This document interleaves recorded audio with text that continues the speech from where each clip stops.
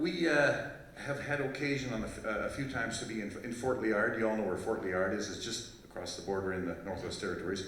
And working there at a wonderful little place. And there's a wonderful craft shop there where the birch bark baskets are. You see them all over the place. You see them here in stores, and they're all made by these wonderful crafts people there. And so it's fun to go there. And we stay in a hotel where there's no cafe in town. So we have the light housekeeping kind of thing with a fridge and a little stove. And so off you go to the northern store. And now the people in the south, when we tell the story in the south, they don't believe this. They can't believe it. You go in a northern store and you might see the $15 liter of milk, and you might go past the fresh vegetables section, which is completely empty, but there's $5,000 worth of Hostess potato chips in the rack there. You never really know what you're going to get at the northern store. So we go in there and you go past the one withered turnip. And you go over here, and then we're looking for some kind of a meal we can construct. That might be the next tune name, the Withered Turnip. Withered Turnip, yeah.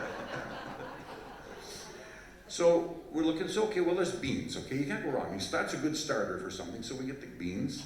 And then there's a box of a dozen eggs with at least 8 that aren't broken in it, so we get that. That's a good one. And then we come upon the meat place, and in the meat section there is meat with no labels, just the price. And it's a color, somewhere, it's a type of gray that you would never paint anything in your house. And it's frozen rock hard, and it's in a round kind of a log. And there's no indication that whether it is wild meat or tame meat or pork, or it doesn't really, and it might not even be meat. It might be some kind of tofu, we don't know. But buy that, because you gotta have meat. And we always travel with a bottle of hot sauce, so that's the given.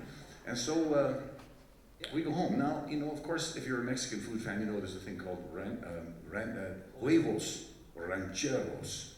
And you have to say it like that. You can't say Huevos Rancheros. That doesn't work. You have to Huevos Rancheros. So we take these ingredients, which are surprisingly similar to Huevos Rancheros, and we cook this meal. And so we decided to call it Huevos Liardos, because we were in Fort Liard. So we're going to play this tune for you. And it's a little bit of a Mexican flavored thing, so there's a bit of a Latin thing. And in here, there's one small, tiny, miserable little opening for you. And in that opening, what we would like you to do is yell, ole. And you say it in a in the Northwest Territories accent, if you can, okay? If you don't. So, ole. Let's just practice the ole. Ready, go. That was very lame. There was no juice to that at all, okay? Much like the meat that we bought, okay? So, okay. 1, 2, 3. 1, 2, 3.